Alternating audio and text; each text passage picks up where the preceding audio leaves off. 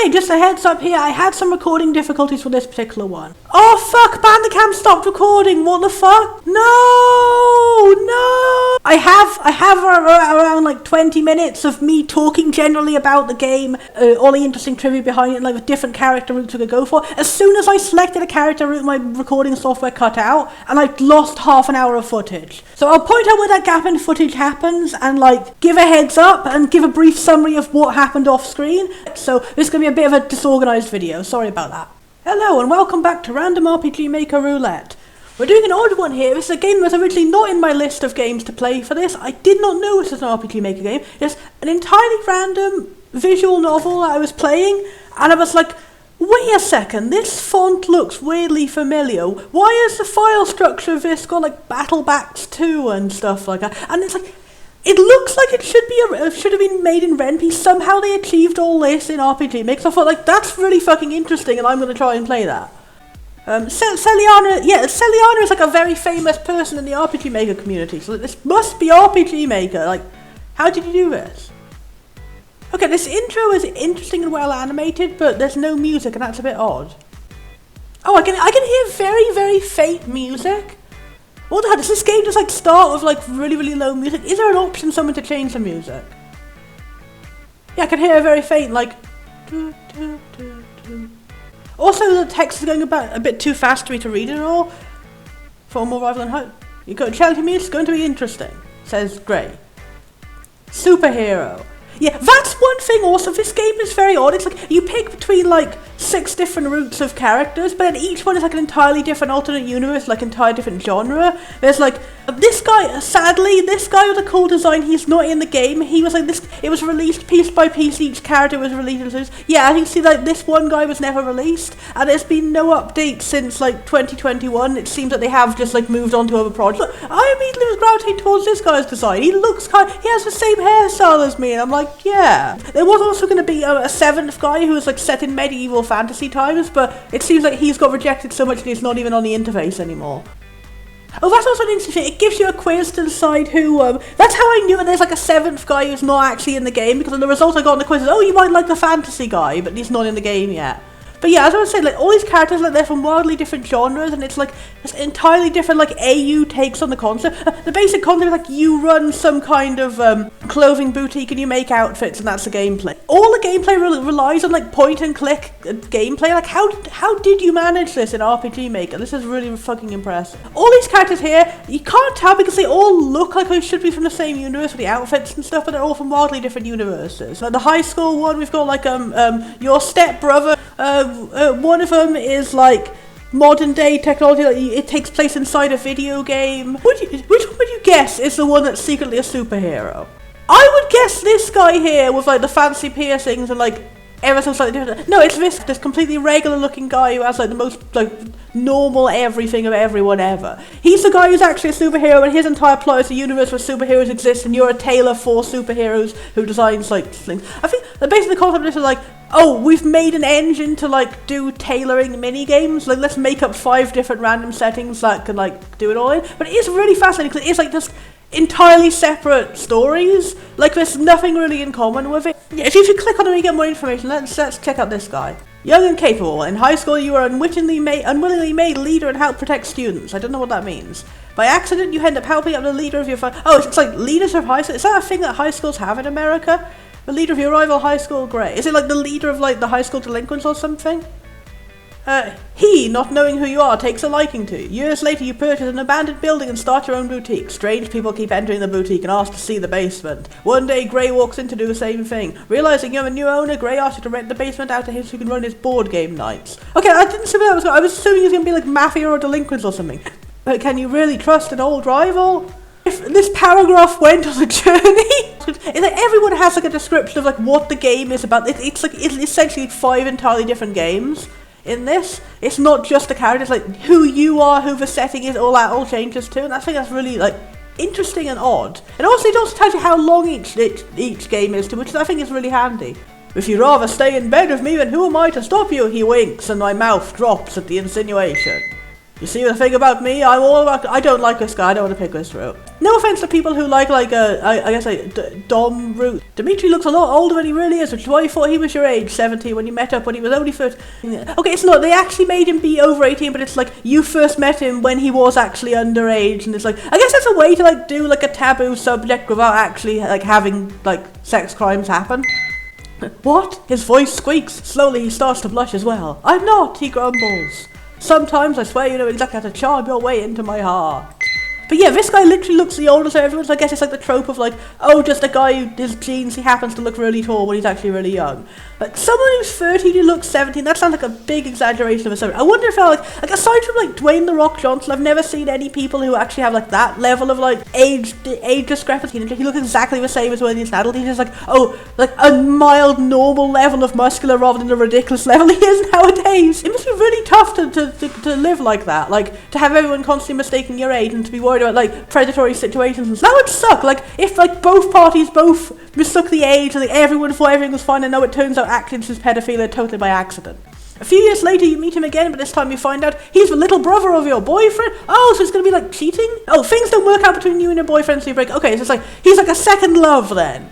A second love with the brother of the bad guy. How did they manage to get this animated background going and all these different interfaces and everything going in RPGmaker? It's very impressive. When you start your boutique and find yourself an empty spare bedroom, you wonder what to do with it. Till you come across Dimitri again, now a college student looking for a place to live. You offer him a place to surprise, he instantly agrees. It'll be fun taking care of a little brother, right? Oh. Why did you phrase it like that? We got a plot which has like the appeal of dating the character who's really young but looks really old, but then you don't because he's actually over age anyway. The appeal of like cheating behind your boyfriend's back, but you don't because you broke up with your boyfriend. Then it's like the appeal of like the second love, going from one boyfriend to another, and it's also like the brother of the boyfriend. But then it's also, oh, we have to move into the same house together because of contrived reasons hanging out. But then also, it's not your little brother, but you see him like a little brother, but then over time you change to see him as like these are like, they definitely cram like a lot of different archetypes in this. I guess it must be hard to try and sum up a route in like a few short paragraphs, and you gotta like explain every single possible thing that happens. Oh my gosh. During your last party in college, you meet a drunk Kane whose friends seem to have abandoned him. You eventually help him to get home safe. Half a year later, you meet again at a jewelry store, and he's stealing! You call him out, and he makes a mad dash for it. You see him again in the convenience store. He works out when he pretends he doesn't know what you're talking about. You warn him to be careful, otherwise you'll report him as a thief to his college. That should keep him in line, right? So he's like the bad guy, but it's like mild shoplifting guy. Sorry lady, I think you've mistaken me for someone else, he says with a huff. Who are you calling short? Her? Kane argues. Somehow a lot of them seem to be like they're either grumpy or some kind of taboo is going on. Like none of these really appeal to me too much. You lie, in no way does that look like a little girl to me. Do you like to spy on my meetings? Oh, it's fine. It looks totally different with his hair back. That's cool, he gets like multiple outfits in his room. When you're younger and much more of a tomboy, you and Neil happen to cross paths but decide to run away from his parents, who force him to act like a proper child. Years later, you two meet as adults, except Neil doesn't recognize you. No, he was under the impression you were a boy the entire time. The misunderstanding leaves Neil embarrassed. Neil's attitude towards you is cold and cruel, and you wonder if that sweet little boy he used to be was just your imagination. You try your best to befriend him, but Neil will have none of that. But what happens when you finally get into that cold exterior he's crafted? Will he be that sweet little boy again? So yeah, we got Sundari. This is what I mean about how like the setting and like who your protagonist even is totally changes depending on the route. Like here, you're a tomboy character who like grew up to be more feminine. I guess that's why you're running a boutique. Like the whole reason you're running a boutique, where you're running a boutique, what your personality is, who you are, how you met these people is totally different. It's not like all of these exist. Like your character was a tomboy who met Neil, and also she has like the brother of her boyfriend. It's like no, every single one of only this character exists because it's like this entire setting around her. It's an interesting way to handle different routes. I am shivering in my undergarments before you. The weirdest dialogue ever. He mocks you with a cocky smirk. Okay, I guess this is a fan service route because this guy is very muscle. I guess that makes sense for it being the superhero route. It's kind of weird how they advertise it like these are all different alternate universes with wildly different settings, but like the majority of the ones that are in this are all just alternate universe. Like this is high school, this is college, this is like various different regular normal life ones, and then like one of the ones that was going to be different to have like virtual space was cancelled, and then just like this is the only guy be like a wildly different universe left in it. The fantasy guy and the computer guy are both gone. James flexes his muscles and suddenly the shirt he's wearing straight up rips at the seams. Yeah, I can see that this is a power option. In an alternate universe where people have special powers, you are the one who designs superhero costumes for the superheroes. One day someone literally crash lands outside of your boutique. He's gravely injured. You quickly help him out and fix him up with your own special ability. His superhero suits look strange though, you've never seen him around before. Who is this man with the ability to fly? Note, James's route is darker and nearly twice as long as the other routes. So yeah, this guy is like an entire whole different game to himself. Okay, no trigger warnings for that guy either. Because I know when I clicked on the superhero guy, it gave me like a list of trigger warnings. I want to talk about how the list of trigger warnings isn't necessarily very well programmed and thought out. I swear there was a trigger warning scene, I'm not just imagining it, right? Is there a button somewhere that I'm missing? Sure, I took a screenshot of it. Okay, this is for the trigger warning. I can't remember how I access this screen. If it is, it's not very intuitive. This trigger warning section is not necessarily very good. Originally the way it is, like, this grey section is all entirely marked out. It says, like, oh, click here for spoilers. That's the problem I have with it is, here, the pink section, the pinkish red section is like what it gives you without clicking for spoilers. I think it really understates. Like, once you click for spoilers, it's like minor character death, minor violence, the vagueness, violence towards others exists. You would never think that means kidnapping, slavery, prisoners of war, genocide, life or death situation, torture and punishment, terrorism, accidental imprinting, sexual harassment things. Like, they tried really hard to make the trigger warnings there be very vague to not spoil anything, and then, like, if I had gone into this and I decided not to click the spoiler button to reveal the extra long grey section, then based on that, I would have had a totally false impression of like what level of like scary stuff is in it. War crimes in general could maybe sum it up a bit better. Contains slavery. Like, that doesn't necessarily spoil exactly what's going to happen if you just mention that, but just saying violence exists. Like, there's 1,000 different, like, and the fact that it's a superhero thing, you probably like don't think it's going to be that serious, because yeah, you could play any superhero movie, violence exists in it. If you just say violence in a superhero movie, that could mean anything from like there's no blood, you just punch people and they go boom, or it could mean this is like a full super realistic graphic bloody one like Invincible. And like neither of those, even if it was like, oh, it's very gory, I would still not think, oh, it contains prisoners of war's genocide and like terrorism, torture, imprinting sexuality things. But what I do like is when they describe like specifically what kind of sex appeal is going to be in there, because me as an Arrow Ace person, I don't really care, and I probably don't want to play a route which has any sex anyway, but for people who do want sex, I'm assuming this is very useful to know exactly what kind of sex is going to be in the route, and to go, oh, that's the one I want to get. Does it only do the trigger warnings if you do the quiz? I did the quiz on my first playthrough, so let's try the quiz and let's see about that. But yeah, here's the interesting thing, it's like, this is how I got the idea that there was like a rejected fantasy guy route, because in the actual game there is no fantasy route to this question is kind of awkward. But I'm going to click on it anyway, because yeah. Also an awkward thing is that you have to click the button twice, you click it and then you click again to set it in. No sex, please. I have no preference about whether the love interest is submissive or dominant, because I don't care about sex, and then like that in like a personality sense, like I'm fine with reading stories about like the protagonist or the love interest being the guy who's submissive, or both of them being equal and just unrelated. I think again, for the fact that I'm an Arrow Ace person, I just enjoy playing dating sims to like see the two characters have a happy ending rather than want to be one of them, so I don't know. I like when they're nice.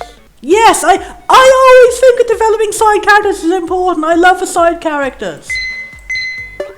I think I should probably cut it down. There are a lot of questions in this quiz, but yeah, some of them are like very relevant. It's like, hey, do you want sexual content? Do you not want your want the love interest to be really rude and mean to you?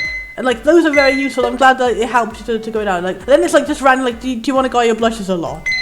I don't know, dominant or anything. Okay, you got James. Like, okay, based on my answers and based on the description that it gave, like James, I said I don't want a sex route. I think they have just picked him because he's like the only fantasy option that's actually in the game. Like I said, I don't want a sex route. I said I don't want like all this. I want a guy who blushes and like all that. So I think unless I was misclicking or going through, I don't think I should have got James. I specifically said I don't want sexual content. I don't want a guy who belittles and hates the character. And his route is about sexual content and about belittling and hating the character. So I don't know. You got James based on your answers. James appears strong and interested towards you. His route features a complicated plot of rebels and vigilantes sprinkled with a slow burning romance. Or maybe they got him in like a slow burn. and it won't let me return. So I guess we've clicked on James, we're going to try James. To be honest, that's the one I'm most interested in. I'm not interested in it being like super long and like being sexual and stuff, but like I'm more interested in, again, like any fantasy anything. And so you can customize a character, but you can't really customize a character very much when you first start off. You do literally just like pick different recolors for this one lady, and then the whole point of the game, like that's the kind of sad thing is you have to grind a lot to get money to like unlock basic customization and stuff. The whole point of the game is to make outfits, but you can't really make outfits and stuff. You are just like recoloring the same outfit over and over again for like 10 or 20, grinding to earn like one piece to be able to like finally actually customize it a bit. And like I think that at least that's how it was on the route I clicked. I don't know if the difficulty level is different than other routes, but yeah, I'll show it off here. It's like no choice of eyes, no choice of hair, no jackets, one top. You can't even choose pants or skirt, it's just a skirt. All of these things, all of these categories will fill out with like 10 options later on. So, you know what? I'm making her Igor. I'm making her Igor from Dragon Quest Monsters Joker. Screw you, game. Igor time. Who would it be who would get into a relationship with a bad man? This one completely trashed random NPC who's kind of funny and hilarious. He's a tsundere, he might get with another tsundere. I don't know. So this random mad scientist from a Nintendo DS game is going to date this superhero and screw you. It's gonna be all caps for maximum funny. Oh yeah, Igor Folds. He's like the one character who gets a surname in that game, and I always forget. Yes. Honestly, Joker works fine as a fancy shop name. We just go full crazy. Okay, now we'll set our timer and see what one of these routes is actually like. Welcome to the main menu. To start off your journey, why don't you read the first chapter by clicking on the continue button on your right. But yeah, I was going to briefly go through. It's like you can select, like, you can change your outfit here, but again, the options are just the same ones you have. And then, like, you can make outfits, but you can't really do anything. It's like you can, like, buy clients. Like the clients are like randomly generated clients await you when you want to design. Each request earns you gold. You earn like the most tiny amount of gold and tailoring experience. And most come on and give you like better experience, but like as the time I was playing, I was like mindlessly clicking over and over and over again on these for like an hour to be able to earn enough money to like buy a different hair color, and it sucked. If the client proves to be too difficult, you have the option to delete their request by clicking the trash can icon. Complete 4 clients in a row and you get bonus tailoring experience, and try to always finish a client. Once you've accepted a client, it's time to mimic their request as much to your ability. Pick out a colour, you have to click on the second tab, blah blah blah. A row here, yeah, that's a confusing bit, so you have to click the row behind to switch between. Make sure you get the patterns right. Also another thing is like sometimes they request like a pattern colour which is not in the colour list, and to do that you have to click no colour. It's really confusing. It's like the default colour for spots is grey, and like if someone requests grey, there's no grey option in the menu. You have to click like the X button to like take off colours. And yeah, this is what it'll look like eventually once you actually get like proper options to do all this. You cannot do this from the start.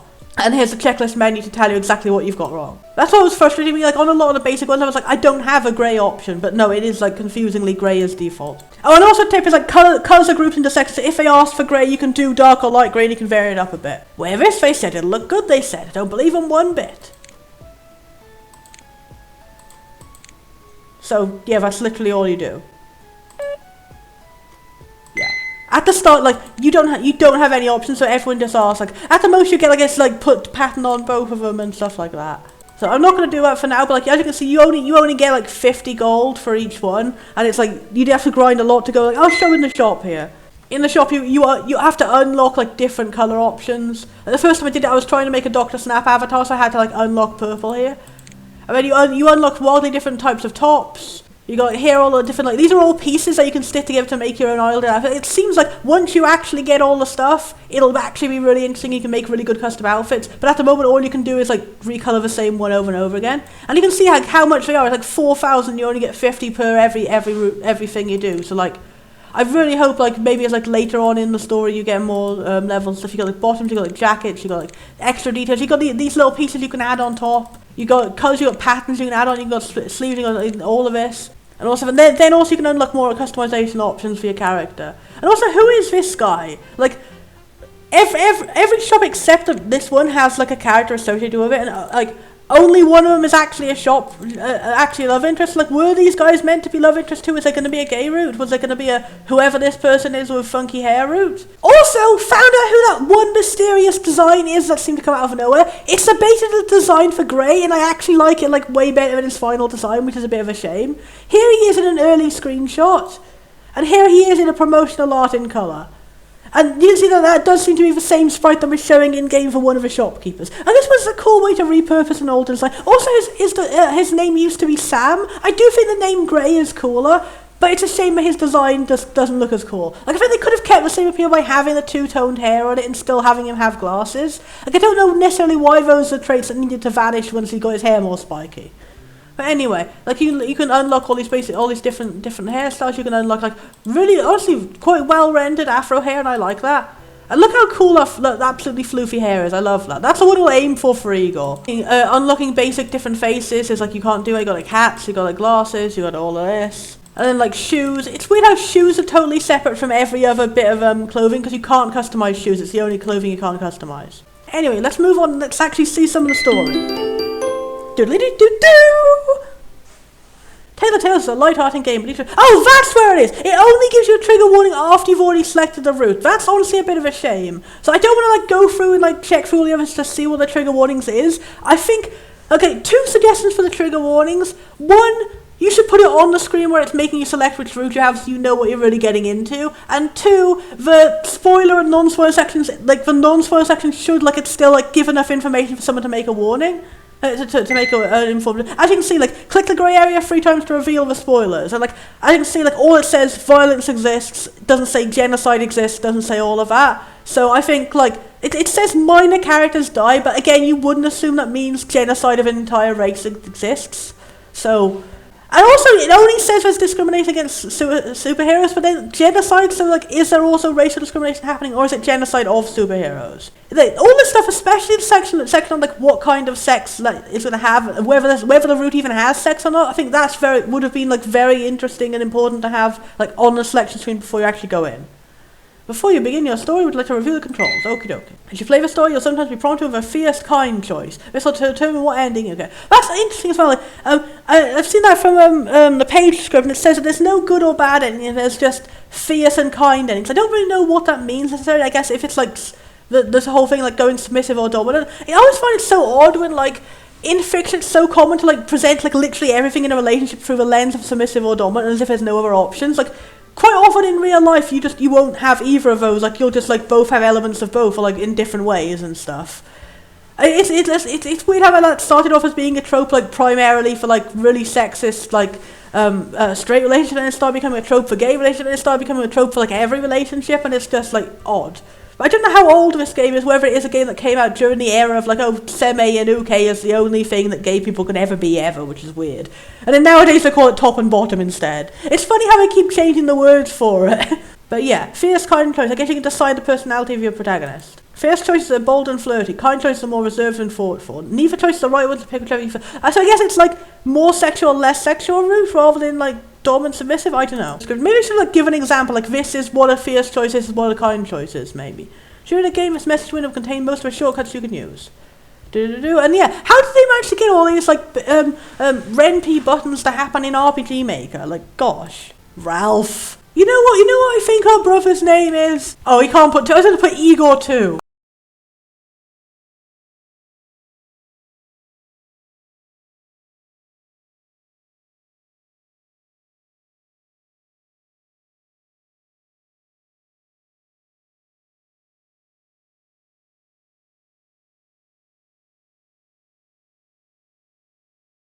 Okay, fuck. I've checked and somehow Bandicam glitched out and it literally stopped recording right when I clicked. Camera being completely cut out. Typing Igor 2 completely destroyed my recording software. I've tried loading it up again and testing it and just hitting the 2 on the keyboard. That's all we missed in here. We tried doing the superhero love interest route. We played a whole 30 minutes. Anyway, I decided to call him Sneegor. 30 minutes of like really good and endearing time with like our main character. She has superhero powers. She has like magic spider thread powers, but she uses them to make really cool outfits. And she's like, oh, I don't want to be a superhero. Not everyone has to be a superhero. I can find other ways to use my powers to like benefit mankind rather than only fighting crime. And I was like, commentating on like how that's a really good and interesting plot. And then we also were introduced, we have our brother who's like seems to be like customizable to our choices. We have what the brother the character looks like apparently and his default customization option. Like I was laughing at how funny it is. Like his design is like he actually is a mad scientist in the basement who's silly and comedic, and I'm like he's like so much like Igor, so I accidentally picked like a really fitting name. Anyway, our brother Smigor, we love him. So I had like 30 minutes of like cool back and forth with him, and also him being sassy with his friend Kane, who's like, as I was saying, it seems like the love interest from the other routes do appear in the other routes, but they all have like different types of roles in a plot, like different jobs, different outfits and stuff. And I was saying about how Kane's outfit in this route looks cooler than the example one that was on his actual route selection, how I might have picked him if I saw that. And he's like more endearing than he seemed to. It doesn't seem like he's just a full-on arsehole. It seems like he's like a tsundere. He was like trying hard to be tough to like make up for the fact he's got a bit of a baby face. And I think that was endearing. But also, this route made me ship him and Smigor like immediately. They had like some funny innuendo lines and stuff and back and forth, and they were just like generally like a really interesting friend group. But it seemed like Smigor like runs his own group of like superhero team or something. So like we're playing like the ordinary, comparatively ordinary protagonist who like uses her powers for like an ordinary job, and our brother in the basement is like a funny little brother who goes off and like does his own superhero hobby, and it's quite interesting and fun. And like yeah, literally just half an hour of nothing but Smigor development, and we haven't even seen like the name of the guy we're dating in this route. And weirdly enough, they introduced Smigor talking to the love interest from another route, so like they've sold us on two characters, one who's not the love interest and another one which is literally another one of the love interests which we're not actually romancing. So I was just commenting on like, wow, it is like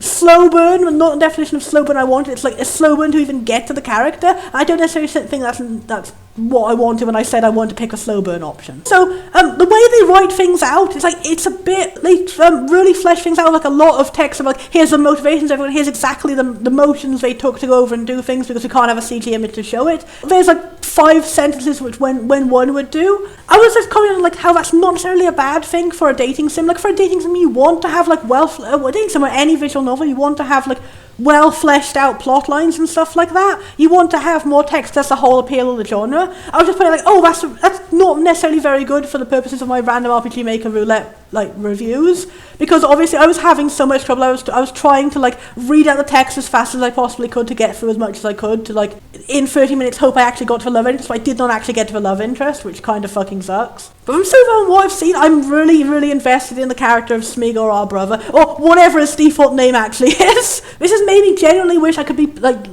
playing a dating sim which actually had a route like this. Like here's like five options to actually date someone, and then like one purely platonic option where you instead just hang out with your brother. I'm invested in this idea, and there's been hints like there's been a sad backstory. Like, the reason Smigor is so funny and comic relief and silly is because like both you and him are dealing with grief in your own different ways. You've become like the super responsible and grumpy sibling, and he's become the silly sibling, and like maybe that's why you have different opinions on like liking and disliking superheroes. I also find it interesting how the protagonist like doesn't want to be a superhero and has kind of a negative opinion of him, but also she's like anti-superhero racism. So, like, one of the first scenes before we got to like the really long Smigor development section was getting a microaggression from like a shopkeeper, which is like really relatable and like important to have like in a plot like in this. Like superheroes as metaphor for oppression, definitely like it works really well to like relate it back to like real life things that actually happen. Oh, and also another thing to comment on, the kind and fierce choices are very confusing so far. The first option I had was like kind and fierce choices. I picked the wrong one. I thought I was picking the kind choice,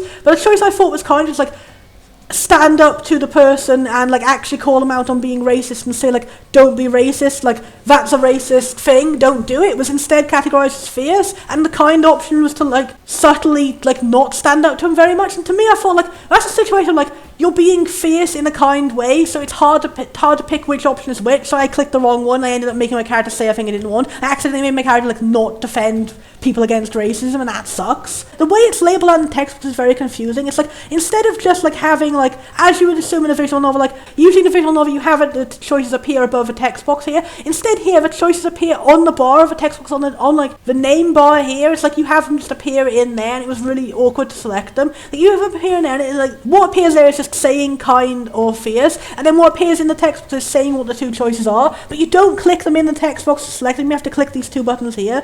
So that's what I mean about like it was hard to tell which is which option when you have like the text separate from it, and then you also have the button separate from it. So that confused me. And then the second kind of fierce choice was like, the fierce choice was like, literally use your sewing powers to sew someone's mouth shut, to be like, oh, don't sass me. I'm like, I just think like how fucking painful that would be. Like, they hadn't established whether her powers like don't hurt when she puts the thread through you, because that's her power. She has like intangible thread. She can sew literally any two things in the entire world together. Like, she could sew metal together to like make machines and stuff like that. And that's a really cool idea, but it didn't really like, it didn't establish yet whether it hurts when she uses it on people. So I was like, I don't want to like physically assault this man just to like tell him off. So I went with the kind option there, and that was quite confusing. So those are my critiques so far. It's like, it hasn't necessarily got to introducing the character that the route is about yet very fast, and also the interface for the kind and fierce choices. Oh, also explain kind and fierce choices. That's the gimmick of the game. Is like there's two endings for every route, but it's not a good or a bad ending. It's like a submissive and dominant ending depending on what personality choices you made throughout the game. I think it's a bit confusing though to associate with like kind and fierce, because like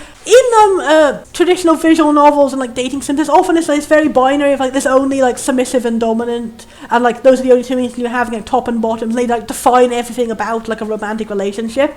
In real life, like whether someone is a sub or a dom is totally irrelevant in what your personality is. You can have like the shyest person in the world is also a dom in the bedroom, and you can have like switches of verses. I think there's a different slang for different ways it is, but like you can have people who like doing both and are fine with it, or you can have people who are like submissive in one way and dominant in another. Like you can have people who want to be on the bottom but also be the one who's like doing the BDSM rather than the recipient. So like that's like me as an arrow ace person describing like what I've heard my friends tell me about it. So if I'm making any mistakes about that, feel free to like tell me in the comments. All I know is that a lot of people complain about like the way it's shown in mass media isn't accurate to how actual BDSM works in real life. That's also another thing. Is like the trigger warnings thing, I found out where the trigger warnings, and it's after you already start a route, after you already customized your character, after you click to go into chapter 1 of the route, that's when it shows you the trigger warnings of like what content is going to be appearing into it, and like what level of sexual stuff is going to be happening. And I think that's a really, really bad place to put the trigger warning. It should have been on the screen when you're actually making a decision about which route to do.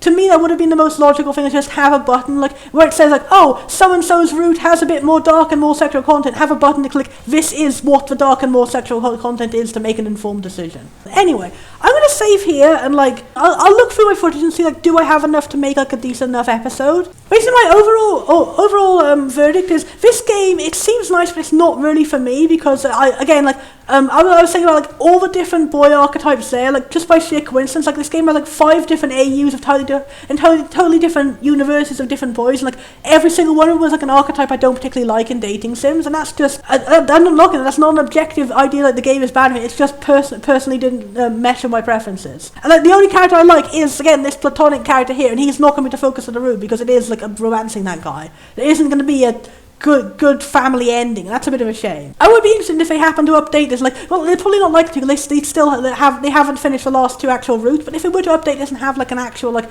alternate ending to this route where you just sit and like do all the family stuff, I would really like that. Or like a whole separate route for this character. But I was saying, I don't want an incest route with my brother. I definitely don't want it. That's a massive no. What I would want is the idea of like a platonic route which focuses on this side character or a different side character from the other routes. Like just like, what was it? Maybe like a route where it's like a crossover of all different alternate universes, and all the different side characters have to work together to stop a threat or something. That would be a cool idea. Basically what I'm saying is, I like the side characters more than the main love interests right now, and that's really cool. It seems really good. It's really impressive how I did all this stuff with an RPGmaker engine, so much that it doesn't even look like it's the same thing. Like, if it wasn't for the font, I wouldn't have recognized it as RPGmaker. My only critique is like how you started with so many limited options in the actual tailoring minigame, but I don't know how quickly they unlock later on, because again, I haven't got past the first story section. It's been half an hour, I haven't even got to the man yet. And all of those things are like complaints I have purely for this in the context of doing a random RPG Maker, not the game itself. If you play this game and you actually want like a really beefy, fleshed out route, like a 12-hour route dating this man, this is great, this is exactly what you wanted, and you should pick this up. I hope I still managed to provide like a mildly interesting video about it, even though it's not necessarily the best suited for this. Addendum to come in, I was actually incorrect about this game being abandoned with the missing love interests. It turns out it's only the itch.io page which didn't have any information going on, which left me really confused.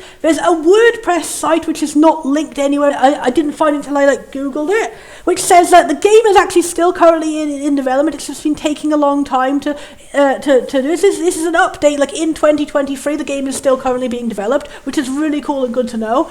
The last update was 2021 on itch.io, that's what got me confused. Aiden's epilogue has been finished, so March of last year is when they finished writing up but it says going on, it's still being updated. Aiden will be coming out eventually it said like in 2023, but I guess like it's going to be later in 2024 it's going to happen. And then there's also been an 8th guy here. Yeah, and Eok is the fantasy guy. So yeah, as of the time of recording this, Aiden Root is not finished, but it should be coming out this year. Then the year after it, there should be Eok, and then who knows what time after there will be Zax. Oh, and here's a preview of Eok's Root, which you can only see in the game if you get the right choices during the quiz. He's a fully fantasy olden times route, and it's about you being isekai'd into an olden times world. I really like his crazy fantasy eyeliner. I suppose it's not fantasy, you can have that in real life, and it just looks really, really cool. Oh, also on the website it says specifically, see, I was worried about like not knowing how much sexual content is going to be in a route, but on here on the website it says that specifically sexual content is only in the Tailor Tales Plus version, which is a specific DLC you can buy, and so the version I was playing would not have ever actually escalated the sexual content. It's a relief to know that I wouldn't have just accidentally blundered into that while doing recording. Probably unlikely to, because it wouldn't be in the first 30 minutes of the game anyway, but that's good to know at least. So if you specifically want to have NSFW scenes, you get Tailor Tales Plus, which is only available on Patreon. Also, it says you can't transfer saves between the two versions. Looked into some reviews for the game, and it says, unfortunately, it's not what I was expecting, which was that as you progress in the story, then you'll find easier ways to actually gain money and experience. It seems the way that the dress-up minigame is handled is kind of not very good. It seems kind of weirdly like microtransaction app-y without actually being anything like that kind of gameplay loop, where you've got to just over and over and over and over again make loads of clothes for clients to grind up money. You have to have money to unlock the next scene with your love interest. So you actually have to not only grind for parts to actually do this minigame, but you also at the same time have to grind for money to actually progress the romance. That sounds like it's extra double bad, because the same currency you're using to actually get the parts to continue doing the minigame, you also have to go like, okay, now I'm going to actually spend it on love. There's also, looking into an image on it, this guy has 28 stories. This is just one route. This is a guy who is like, oh, I'm only 6 hours in my route. Like, I don't know how fucking long it's going to be for James. Like, fucking hell. And there's also side stories too. It's like,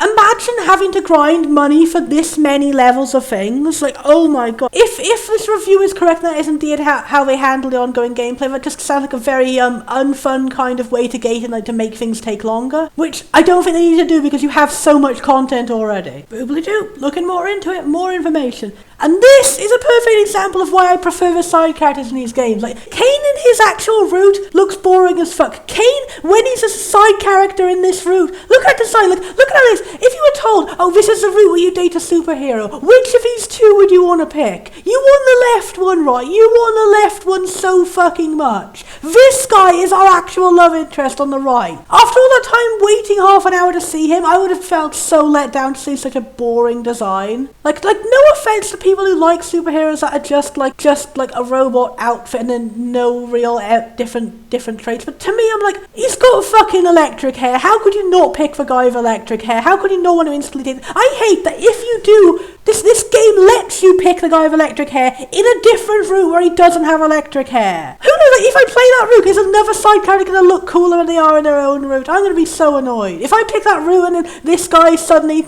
shows up with like a way better outfit. Also, this seems to be his alternate outfit, or I don't know. Like, it seems like his route is like he's not actually a superhero, he's a villain and he has a different outfit. I guess at least this outfit is interesting. It's like, it's got more variety to it, it's got a good sense of colour scheme stuff, but it is again just like, I'm just wearing a suit and I don't have any real like unique or like any traits showing my powers or anything.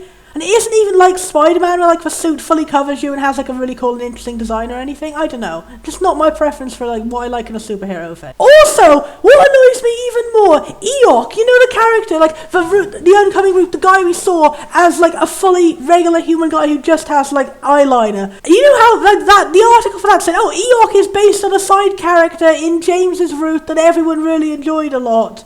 This is what this guy looks like in James's route. He turns into a cool lizard. I don't know if in his route he still turns into a cool lizard, but if they genuinely did, like, have people going, oh, I really love the cool lizard guy, I want him to have a route. They go, yeah, I heard you, mate, I've given him a route hands you an entirely different human man. I would be so pissed off. I hope, we don't know because Eoxroot isn't, I hope Eoxroot is going to be like, hey, he does have a human form in this room, but he can still turn into a lizard man. That's his supernatural power. I would like that because I want to date this lizard man. I like more creative and interesting love interest designs in things. I don't gravitate towards the ones that look the most like a normal man. And it seems like that's the opposite of a taste that this game particularly caters to. My sense of tastes in what should be a main character versus this designer's sense of taste, it's totally backwards. Like, almost every single side character I'm finding on the wiki, I just love them infinitely more than any of the main characters, and all the main character options are boring. And every character who's like changed in development, I preferred their older design. I feel really bad. I think I just have the opposite taste to this person. I want a game about any of these people. Additional addendum, I am back after like 4 hours of grinding. Oh my gosh. All the advice and guides I was seeing is saying, like, because it is so much grinding for so much money to get all the accessories, to get all the stuff, to get all the levels and everything you need, you'd expect as you get like more freedom and stuff, you'd be gaining more money, you'd be gaining, but no. The advice they give you is the easiest way to make money and experience early on is to just grind and grind and grind before buying a single item.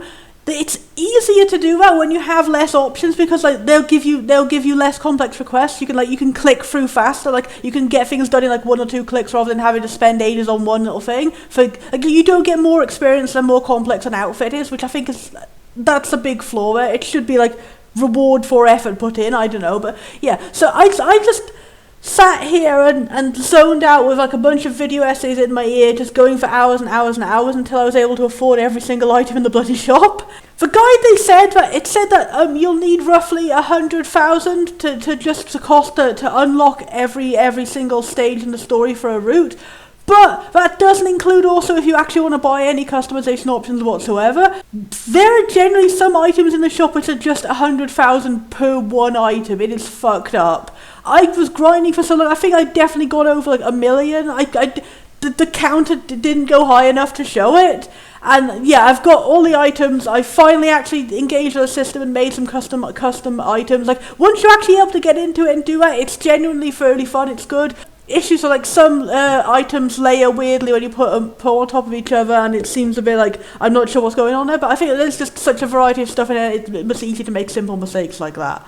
It's semi-robust. You can drag and drop parts around. You can rotate things. Weirdly enough, you can't resize parts, but you can rotate them and move them around. You can do different lengths, different material styles. Like you can have like loose flowing or skinny jean fit and stuff like that. And it's like you can make some really good and impressive and cool stuff. So anyway, here's Igor. Here's Igor in his final Igor form, his final twink form to date all these men. Oh darn, you can actually see the layering areas here. Yeah, some items randomly for no reason layer above like items on the other ones. I can see like for some reason the buttons they put on his coat are layering over his briefcase. And I didn't notice that until right now. I can't be asked to go and fix. That's also another thing. You can't edit any outfits once you've started them. You have to like just start over again and make the whole thing again from scratch. A few little awkward things on the interface, but I think it's still like a promising start. And if they made more games in this style and like refined it a little bit, I'd totally be up for playing more of them.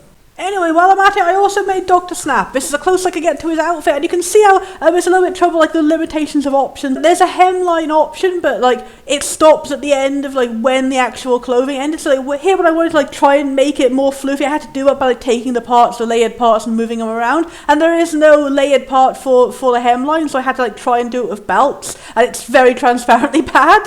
And and you also see like not being able to resize it means that the two triangles are the same size, even though one of them should be smaller depending on the angle. And also there's an issue with there is no separate option for belts, so I had to like make a belt by like putting items onto the trousers, but then I had to like do a shorter shirt so it wouldn't layer over that, and it, like there's no option in between like crop top and like fully low shirt, so it would either be entirely covering up the belt or it would be not covering up. I just had to go for that. But anyway, I think he still looks pretty neat. And here's also just a random outfit I made from like going crazy with all the ideas, and I think it's really cool. I think it's a good way of showing off how it looks when you do all the weird and different little patterns, and it's neat and I love it. And here are my boys being fabulous. Also, I found this is a really good review. It's called Revisiting Tailor Tales and Measured Perspective. It's all spoiler blocked here, and it's on Reddit. It's on r/Atomi Games by Goyabug. This review in particular I felt was really, really good, and I think it could be really useful for other people who felt like me doing a short review in half an hour, and also it's like I'm not going to be able to give the full spectrum, especially if I haven't finished the entire game. It's really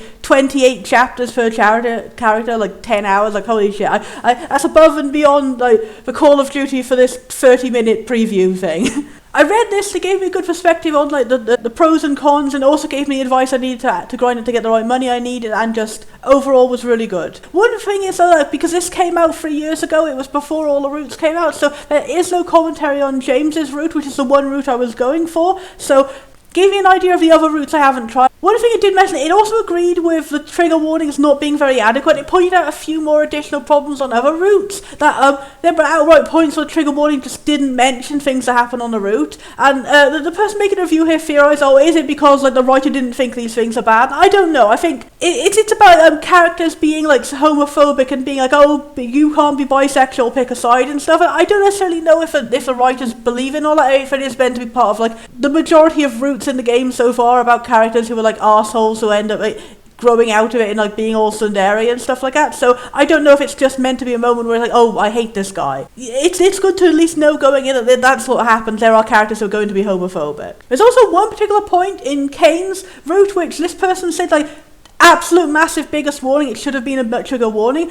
The trigger warning just says miscarriage. No clarification on what's going on. Like if it was mentioned, the game like graphically describes a miscarriage. There's like I'm not going to go into the detail of how bad it's like but to give an example, it's like they describe like the woman's hands being like covered in fluid and stuff like that, and her freaking out and just like grabbing at someone for support with her hands still covered in like mess. There are no visual images of it happening as far as I can tell, but there's like a very graphic description. It's extremely fucking traumatizing, and this person was like, if you've had it happen to you and you unexpectedly walk into that scene, it's going to be a nightmare. And the worst part is like characters make jokes about it and don't have any sympathy for it. To be extremely graphically showing a realistic trauma and then like to not actually give it the seriousness it deserves, that's just really fucked up. Again, I can't speak on what the writer's intentions were, what it was or anything, but I feel like it could have been handled better. And especially if you are going to handle it in a very dark and strange humour way, then give a bit of a moral warning. Again, it's a situation like just saying what's in the game with no context of like how or what, no one's going to figure that. Like, no one's going to figure this by saying miscarriages be mentioned, you mean like a graphic and violent depiction of it and people mocking miscarriages.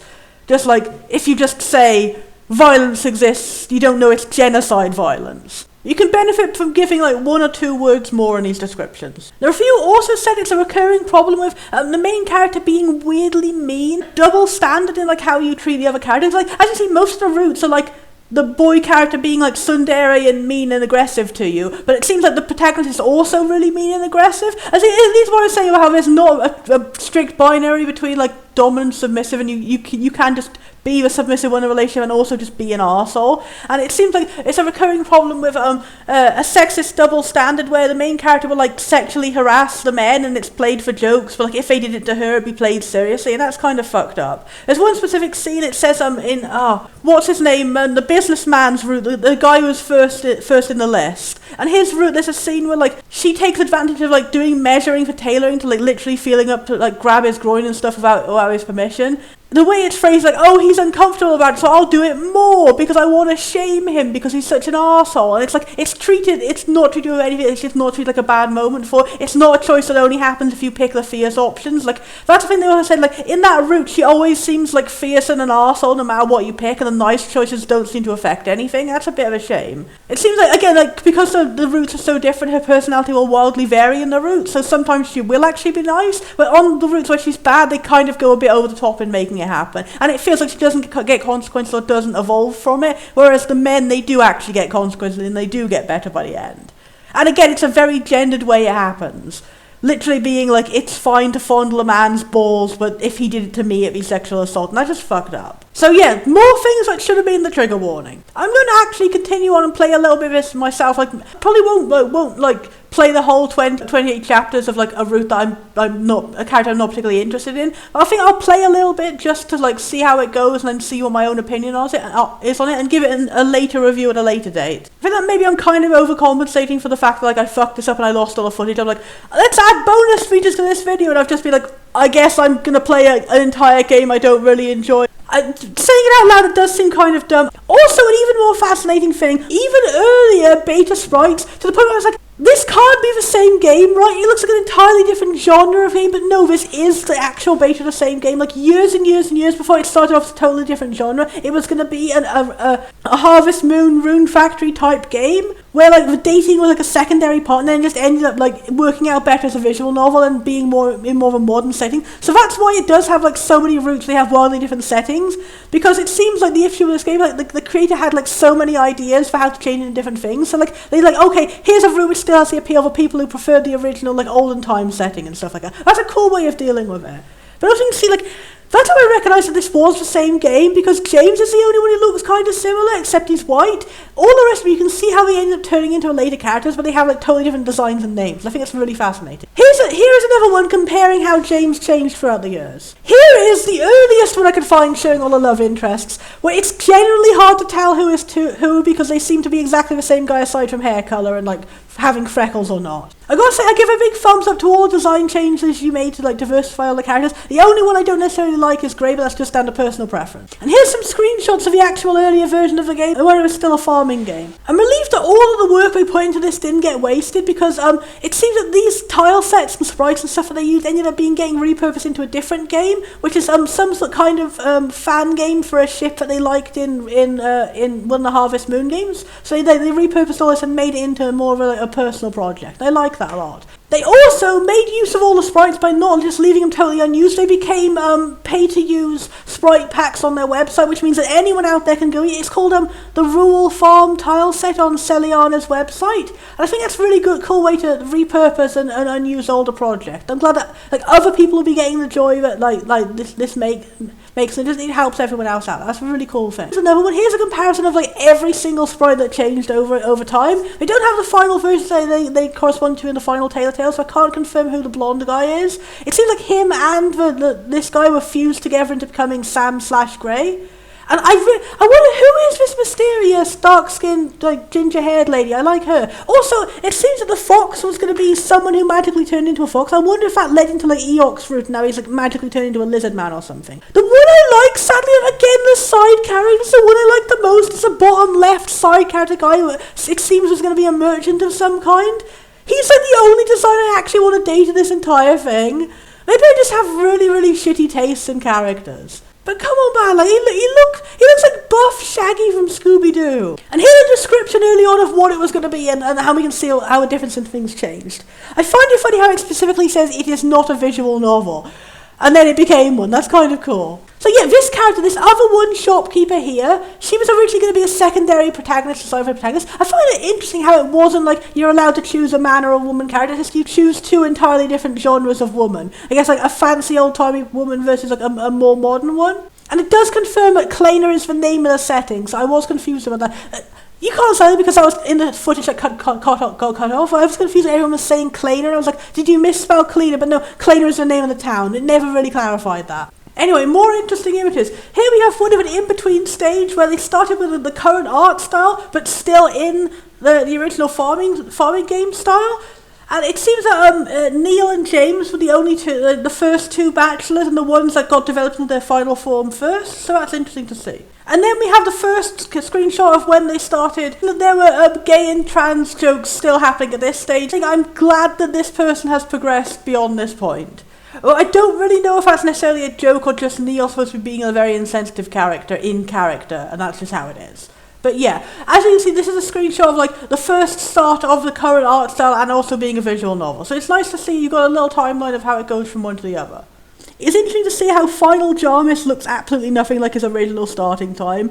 He started off as a white schoolboy, he became a carpenter, and he ended as a superhero space alien whose name is spelled completely different. Neil is the one that looks clearer. I think that makes me surprised. Like some of the newer love interest who hasn't even been added yet, or also they have clear parallels in the Royal tile set. Aiden looks so much like that one sprite with a bowl cut. And the newest guy revealed, Zex, he looks like, you can see how Gray, before when he was Sam, before, he seems to have come from this one red-haired sprite combined with the hair of this grey-haired sprite. And then if you come back, Zex looks like the exact opposite. He looks like he's got the hair of the grey-haired sprite but turned red. I do feel like maybe that's where Zex came from. He was like, when they were redesigning Sam into Grey, they had like a secondary design concept which has come over here and become Zex. Just to differentiate when they took back his original palette from the original sprite. I don't even know what's going on here. It's fascinating and I like it. Finding out all this sent me in a big old deep dive. I found out like 2 entire other games that I've played on this RPGmaker Roulette are also inspired by this same tile set. One of them directly using a tile set, one of them in a bizarre situation where it seems like they made new character designs based on the tile set but didn't credit the original tile set. I'll be going more into that wild deep dive in the farming special episode. So look out for that. So yeah, a fascinating little deep dive into the development of this thing. I think hopefully all this bonus content made up for the fact that I ended up losing all the gameplay. I hope I still was able to give you guys enough information to like see if you're interested and you want to go try it yourself. I probably won't be playing this again myself, but it's just not personally my kind of game. But like again, that's my overall verdict on it. From what I played and from what I saw, it seems like a genuinely good game, but it's not my kind of game. By sheer coincidence, all the different love interests in it, except the one which hasn't been released yet, are all just the type of things I don't particularly like in a story. And while I do like dress-up games, it seems the way it was implemented in this game is not necessarily what I like either. But I definitely will give a game like a massive thumbs up for like how it's managed to do like strange and unusual things with the RPGmaker engine and make a game that you would not think would be made in this engine. Really impressive accomplishments with coding. And the art style looks really cool with like the lineless colours and everything. Some of the character designs I like, but it is exclusively all the side characters I like, and all the main characters are just coincidentally not what I want. Oh, what is the odds of that such bad luck? Bing wong bing, I worked my arse off. I did indeed go and play the entirety of this route. 12.5 hours of this route. I felt so bad that I hadn't been able to give a good enough impression of it that I just went and played the whole thing. So I have a massive, huge review and critique and headcanon ideas video for the entirety of this entire stonking ass massive game. This massive part of an even more massive game in the works. And that'll be coming soon. I hope you all enjoy it. But for now, I need to go take the biggest sleep of my life. My rating, Smeagol out of Smeagol.